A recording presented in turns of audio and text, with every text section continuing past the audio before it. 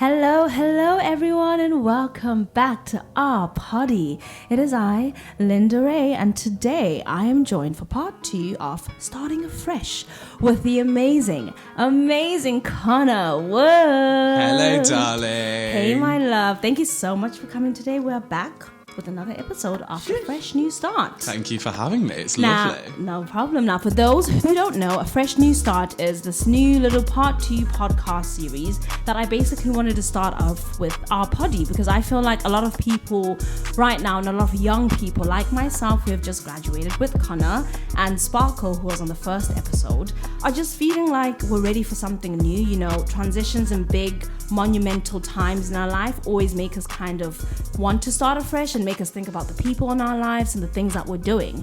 So yeah, we're here again for part 2 with Connor Wood, who graduated with me at Leeds Conservatoire. I did indeed. It was a lovely 3 years, wasn't it? It was a lovely 3 years, but intense. Very intense, but that's what's so weird now. Like, seeing you today has been so lovely. Yeah. And yeah. like, we really took for granted those 3 years. Like, Oh, how my goodness. even... Like, if I was at one end of the corridor and you were filling your water bottle up, I wouldn't even say hello, but just seeing you every day. Yeah. And then now to never. Yeah, and I think especially because in the creative industry, you easily feel like a family. Oh, like, 1,000,000%, Like yeah. family, like whatever play you're doing, production, whatever thing you're doing, it's always like the same group of people. Yeah. And we take that for advantage sometimes. You know what I mean? Yeah, definitely. And I think our course as well, I always say this, like, I think it was way closer than the average course that I've ever met. And I think with it being the first ever, I think that's like the first ever course, I think it really spurred us all to really like come together and make it lit. But also COVID, like we didn't have the chance to meet anyone else until a year in. So we had to bond so quickly. Yeah, and we had to love each other, not in a bad way. Oh my goodness. Sparkle literally said this in the last episode. Really? She was like, we were forced to love each other. Yeah. Not in a bad way, but I think her point when she was talking about it was leading to how we've now don't realize somehow, like sometimes that these connections that we're forced to have, like it blurs us from realizing the real connections, or like rather not real connections, but like, you know, you're stuck with these people for a long amount of times. By third year, that's when a lot of us were like, oh damn, maybe this person, you know what I mean? Maybe this person isn't someone I want even in my future, not in a bad way, but like you start picking who you want to be around, what you want to do, and you want to be around people who want to do similar things to what you want to achieve, kind of thing. Do you know what I mean? Like 1,000%, you only ever need the people around you that are going to spur you on, that are going to be your biggest fan, and you're going to give it back to them. Yeah. And I think, that is a big thing. Like when you're in third year and when you graduate, especially, you don't see these people all the time. Yeah. You quickly realise that the people that maybe you're not going to stay in touch with. And it's weird and it's scary. And I never wanted to think of it like that. But I would like honestly say of everyone on this course, there is no one that I would actively ever speak to again. Yeah, do you know what I mean? Like there are people that you realise that maybe we're not as close as we thought or things like this. But specifically in our circumstances, I am so excited for what everyone is going to do, and I will make sure I'm keeping tabs. I agree. I think if anyone messaged me today, I'll never not respond. From that course, like that course, everyone in that course will forever have a special place in each other's hearts. 1,000,000%, you know? yeah. So kind of leading into, I guess, the whole fresh new start, and now that you all have a bit of a background, I kind of want to talk about like where you were at graduation. Before we talk about like what your version of your fresh start looks like, like where were you at when everyone else in your course was graduating? On actual like graduation not the day, but around general, that time. Like, do you know what, I was so excited, and I couldn't wait. And I remember like being with my housemates, and we'd kind of start talking about like even like a year before we graduated, like what's the future going to be like what do we all think we're going to do, you know, just discussing it and talking about our plans. And I remember like a couple of specific people in the house would actively be like, I don't want to talk about it, because it's scary. And I never got that. I was always like, why? And in my mind, it was just going to be because everything is going to go perfectly and swimmingly, and it's going to be amazing. Don't get me wrong. I didn't want the course to end, and I feel like I was a bit in denial about the fact that the course was going to end one day, because I absolutely loved it. So it wasn't like I was wishing for the end, but what I was very excited for, was what came after. And in hindsight, I wish I found a middle ground between I don't want to talk about it and being really excited. Do you know what I mean? I really wish I found that kind of, because no part of me thought it was going to be scary. Do you think that like now as you're speaking, saying that you wish you had that realization, did you wish that because you wanted it to be easier for you? Is that because you kind of set yourself up in a way to hit the ground a lot harder than expected, if that makes any sense? Yeah, I think I was just so like I became like so fueled and addicted to this feeling of milestones and getting this and work, because I think before I came to uni, like I remember our course leader speaking to my parents on graduation day and basically singing my praises about my work ethic. I remember I was walking in on that moment. Yeah. And I remember her saying that, like singing my praises, and I was like, oh my gosh, that must be really weird for my mum and dad, because in college and secondary school, my work ethic was non-existent because this is all I wanted to do. So yeah, I think before I came to uni, I was so just like blasé, like what's it called? Like, just, coasted through, like whatever. And then it wasn't until about 6 months into first year, I was like, oh my gosh, like I need to really up my game. And I worked. I loved the feeling of always doing something, loved it, getting jobs, wanting an agent, really. I've actually forgot what your question was now, but... that you wanted to prepare yourself for that. I wish I'd prepared myself for, like, the halt that we were some... Like, not everyone, but some, That could happen. Yeah. And it might not happen now, especially within our careers. Yeah. Like, that halt might have not happened for everyone right now. Yeah. But in our career and in life in general, sometimes, even when you switch careers and switch houses, countries, you're going to have a moment. It's going to happen in life. I just think I was so work, so excited because when I graduate, I'm going to work because that's what I love doing. Not in like a way of like, because I'm going to get loads of jobs, but just in a way of I'm working so much right now. Like, and you I'm working loved so the job hard, that you were doing as well. I'm working so hard and I'm just going to keep doing that. And that was just in my plan. Yeah. And when it didn't necessarily happen like that, I feel like in hindsight now, I wish I just brought myself down a bit. Do you know what I mean? It's good to be excited. But it's also good to be apprehensive and like nervous. Realistic. I think not even realistic in a bad way. I'm just quite like harsh in terms of the directness of it, but it is kind of like being realistic. Like I think with everything that we do in life, we need to also have a realistic response to it, and that's not to be like the bearer of bad news or the person who like ruins the moment. No, not at all. But that's just to be like, it's gonna be okay at the same time. It's like finding a way to reassure yourself that it's gonna be great, yes, but there might be a chance that you might have a day that may be bad or it might not work out that way. Do you know what I mean? Yeah. And like, how would you say, moving on from that today, do you find yourself being really hard on yourself because of that? Not so much in this specific day today. Okay.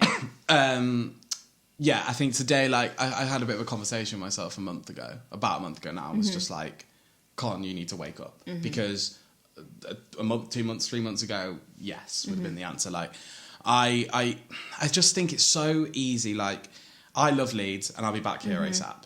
I did have to move home. And I got a job down south. I was doing a job and that finished and I came back home. And I just had nothing else to go into. And suddenly... I needed to be around people. Like that job down south, it was a great opportunity. It was amazing, but I was very isolated down there. I didn't know anyone. And I was so excited to be around people that I loved again. And I got back and I said, I'm going to give myself a week to chill. A week to just do nothing. That week turned into 2 weeks and turned into a month and turned into literally 2.5, 3 months. Yeah. And it's just so easy to get in this routine of nothing, going to sleep whenever you want, waking up, having nothing, no responsibilities. Eating at like ridiculous times. Eating at ridiculous times. Eating at ridiculous times, not eating too much. Like there was no consistency. But like for the first few weeks, like I was just like not thinking about it. And then about a month in, I was like, I'm really not happy with this. And I said like the first thing like I said was one of the biggest things I miss from these 3 years, aside from the actual course and the social, like obviously, and the people, is the routine. Like, and I remember always being like, before the Easter holidays, I'd always be like, I'm so excited for this break. And day one, I'd be at the break, I'd be like, okay, I've had enough now. Yeah. Like, I want to go back to it. I want back to it. So as easy as it was to slip into this lack of a routine, which I think is people need to realize how normal and like that can be for people, like how that is so easy to do. We need to normalize that. Like, people beat themselves up like I did, but it happens if you've got nothing to do. And about a month in, I said to myself, like, okay, I need to be in a routine now. I just didn't have the drive to do it. And that's when I started beating myself up, because I'd be in this vicious cycle of, okay, you want to do it. I know I want to do it, but I just why am I not physically getting up? Yeah, why am I not getting out of bed? God, I definitely went through that. Like, as explained in like episode 1, I talk about how I took the 2 months almost, just to basically not do anything creative, even though it was being thrown at me sometimes, because like I do so much that even if I shut out like my world of acting, my music, people would still be like saying, hey, are we doing this? Do you know what I mean? So I went into that weird place of being like, I wanted to be left alone, and then at the same time I wanted like a different kind of support from the people around me, but like they were not able to give me that support because I wasn't communicating it. Like, exactly. Do you get what I mean? I was just literally almost sitting there and feeling sorry for myself. Same. Oh my, Do you get what I mean? Put it absolutely right. I was mad. I was so angry. Yeah, it's so annoying. And I was seeing like all like my like really close friends from here, like, that I live with, doing they were their all life, getting jobs, but like not like necessarily acting jobs, but they were like getting out, having interviews, and I was just sat there like.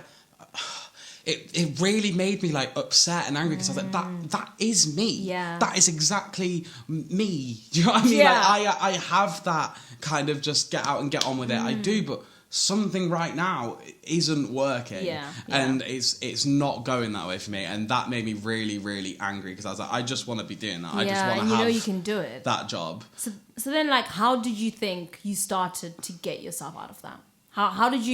Because like you're here and you're not here because you reached out, for example, in terms like randomly. An opportunity came, like I put the message on the group chat. What made you be like jumping? I mean, I immediately responded, because I feel like firstly for me, I feel like I keep saying I feel like a lot, don't I? I love that phrase. Same. It's something that I've discovered as well, like differentiating like what someone's made you feel versus how you actually feel. Yeah, exactly. Yeah, that's a good way to put it, actually. Yeah, but in the 5 months since we kind of started graduating, I feel like I've had the highs, like the highs that everyone wants in terms of like getting work, getting an agent that I love, but then also the lows. And I saw it, and I saw what you said, and this was after I kind of started to get back on track, and I was like, I do want to come and talk about this. And I feel like I started to turn myself around. What month are we in now? October. It's about a month ago. I actually had, which was really nice, I had a sit-down chat with my dad and my stepmom. Because I wasn't working. I was just chilling. I was doing nothing. I wasn't being a complete, like, slob, if you will. Yeah, like you were not being like just not moving. Yeah, I was like still doing stuff, but like it was time for a little bit of a chat. I think I kind of instigated it, but we just had a chat, and I told them how I was feeling, and like my stepmom especially, she's been amazing. Like she's gonna, if she listens to this, she's gonna cringe so bad, but she literally has been brilliant at like just giving me the advice, like being there for me in the right way. And in that chat, she really kind of. Yeah, I feel like I just got through to someone. Do you know what I mean? I felt like I was really struggling, and like my mum since then's been amazing as well, and her partner has been great, and so is my dad.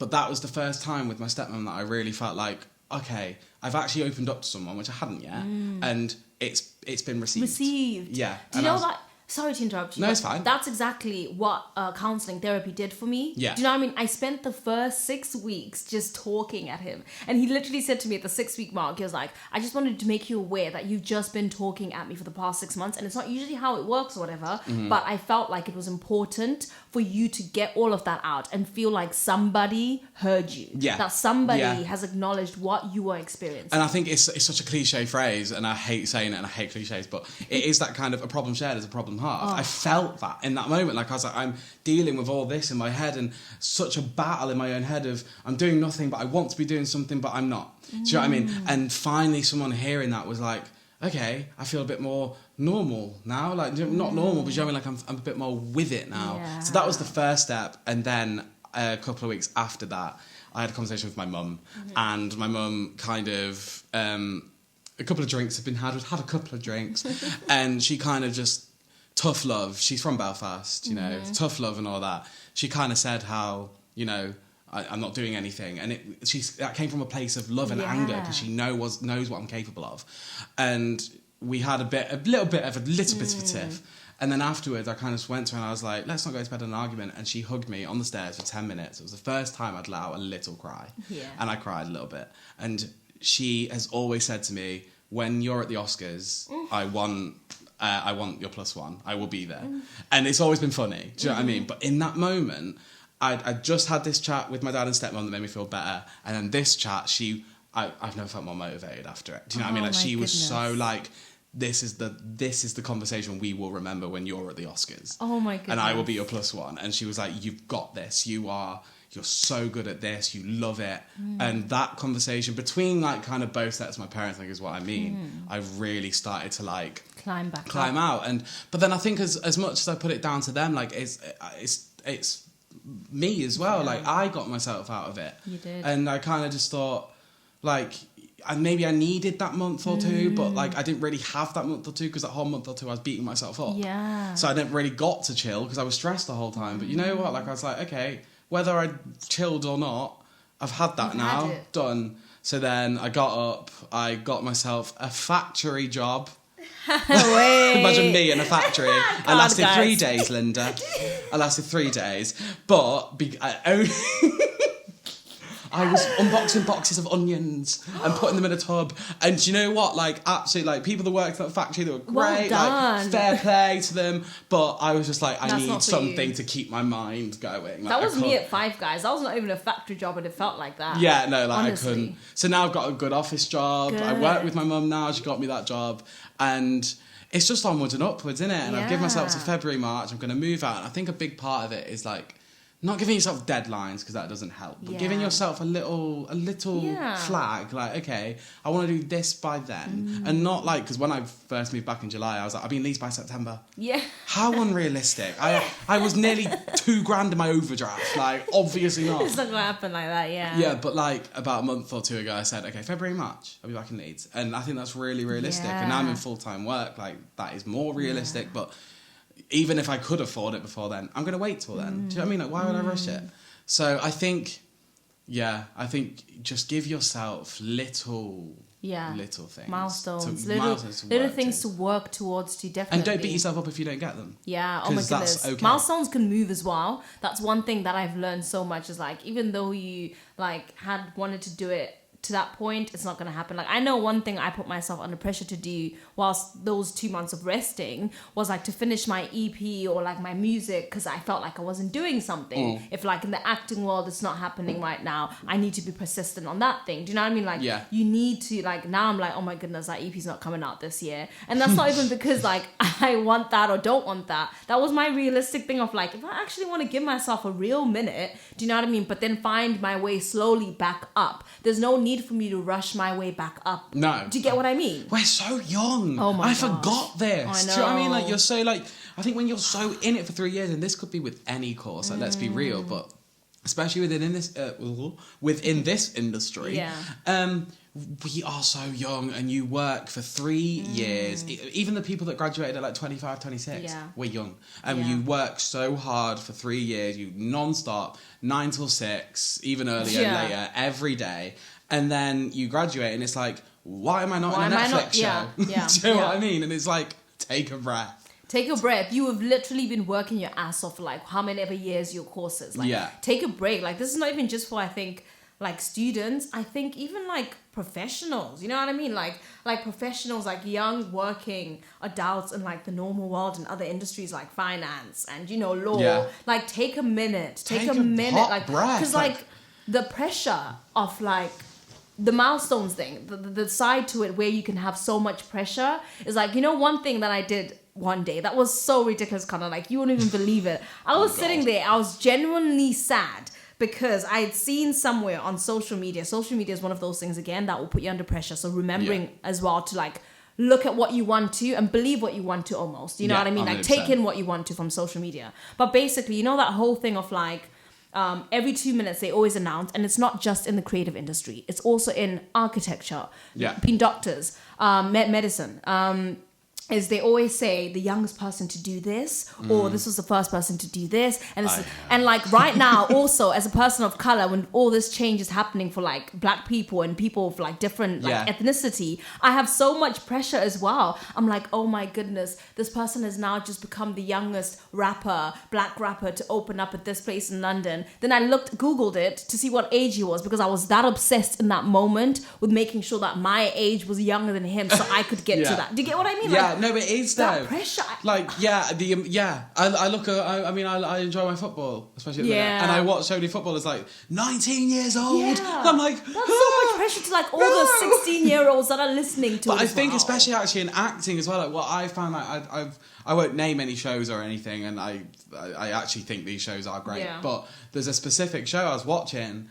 Specific couple actually that like I would Google the actors and they'd be like 18, and like but it's a part that I feel like, you know, I would fit that casting bracket and I could do it. And, you know, you're just like, not even that I'm not doing it. Didn't even know about an audition. I didn't even like, because obviously it was like a year ago, but you know, where you're just like, really, why aren't I there yet? But goes back to take your a breath. Time. And everyone's on a different journey, and so many people don't make it to the point they want to until they're like 40, like 50. And what I always say to people as well is there will always be a role for you. Even if you're 60 and they need grandparents at Willy Wonka and the Chocolate Factory on the West End, that'll be you. You're there. You know what I mean? I think if you want this and you want to keep going, because unfortunately so many people do leave this industry because it gets too much. If you want this, you will get it. You'll get there. And I think that's such a beautiful way to end this podcast, honestly, just to give that message to anyone who's listening and just to yourself, that like you will get there. Like it's a long ladder. It's not as quick as people make it out to be. No. And like Connor said, like the commentary of that football is such a like a great example. Like I might quote that, but like